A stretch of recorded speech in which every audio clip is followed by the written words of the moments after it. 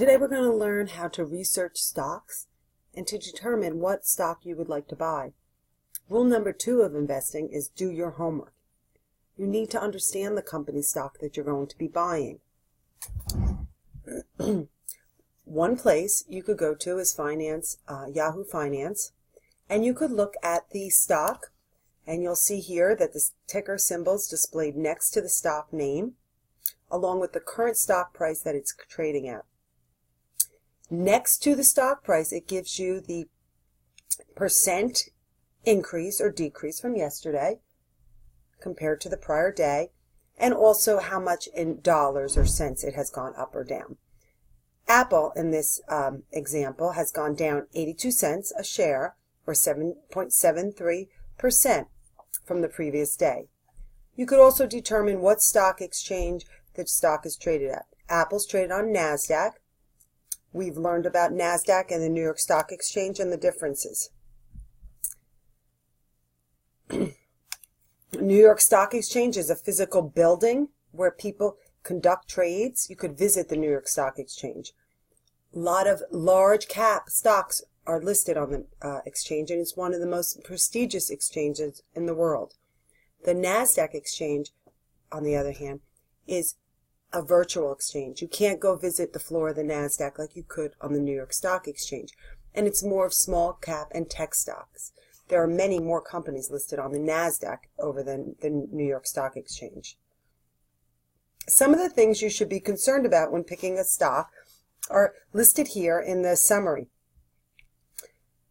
You could always look at the day's range. For example, on October 16th, Apple traded between $110 and $110.53 and $111.89. So the variation wasn't tremendous. We didn't see the stock moving that much during the day.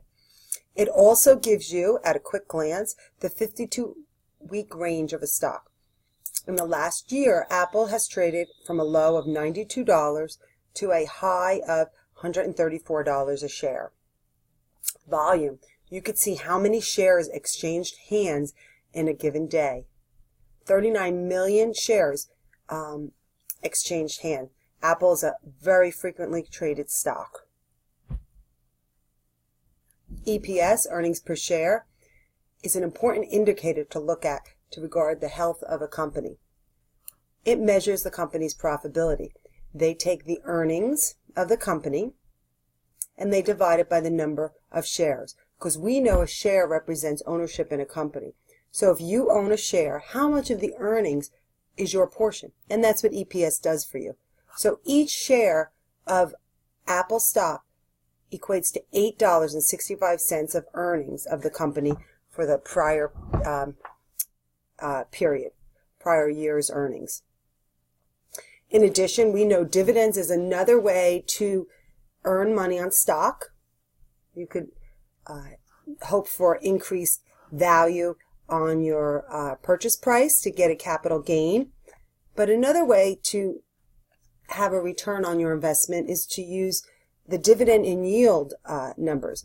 Dividend is when the company returns part of the profit to its shareholders or owners. Apple made $8.65 per share in earnings, and they gave back to their shareholders $2.08 last year. This represents 1.86 return on investment. Doesn't seem like a lot, $2.08, but you may have, as many investors do, multiple shares.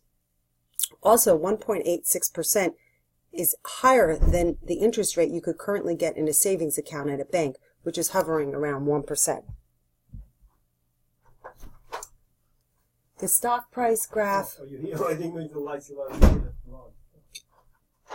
Another good place to look at is the stock price graph. You could see here, over the period of time, exactly what the stock has done, the movement of the price over a period of time. In addition, you could change this graph. It's an interactive graph to show the movement of the stock over days, months, 1 month, 3 months, 6 months, 1 year, 5 years, and the max, the history of the stock. So you could see a trend line.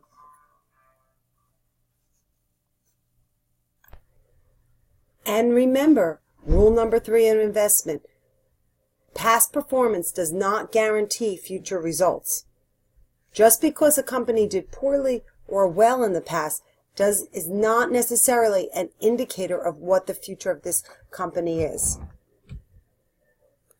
Another place to look at is market cap. This is going to indicate the size of a company. And if you're looking to diversify in your stock portfolio, you would want to have stock in various sizes of company. Small cap companies are less than 1 billion, mid cap between 1 and 10, and large cap over 10 billion. And the way you get the capitalization is they multiply the current share price, which is $111, times the number of shares outstanding. So that will give how much the company's worth on the market. When you're looking at these companies, the smaller companies are not likely to pay dividends to their shareholders as they need their cash to expand. They also are likely to be risky as they're just beginning and do not have a history of earnings. Mid-cap companies are in the middle. They have a moderate level of risk. And large cap would be the well-established blue chip industries or companies that are leaders in their industries. They're not risky. It's a conservative buy.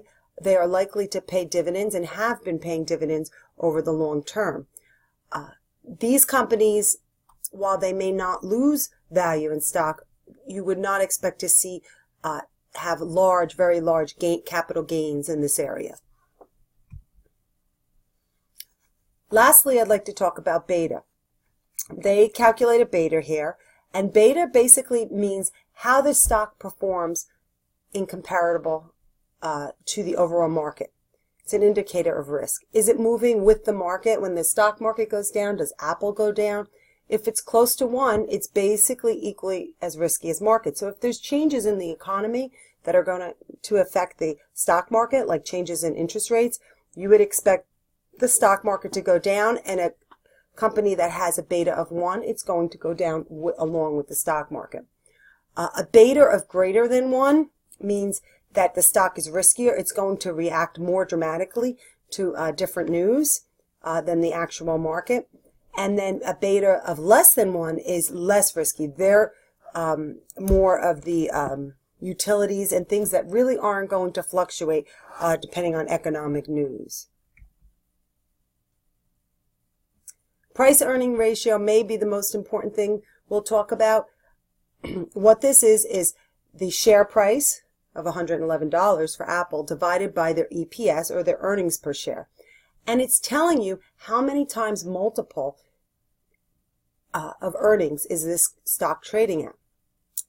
EPS is only $8.65, yet the market is able to get $111 for the share. That's 12 times the value of the earnings. Why is this? It's because usually when you have a high price earnings, investors are excited about the stock, and they're expecting, future growth. They're buying into the future of this company. But nothing's cut or dry when it comes to the stock market. On the other side, the stock could also just be overvalued, and that there's really not as much good news as the investors think. So you have to be careful of very high price earnings ratios. And again, there's a table here that you could see. Very low price earnings could mean that the company's a great buy. It's on sale, it's undervalued. Or it could be that the earnings are in the future are going to be declining, and investors are wary of this.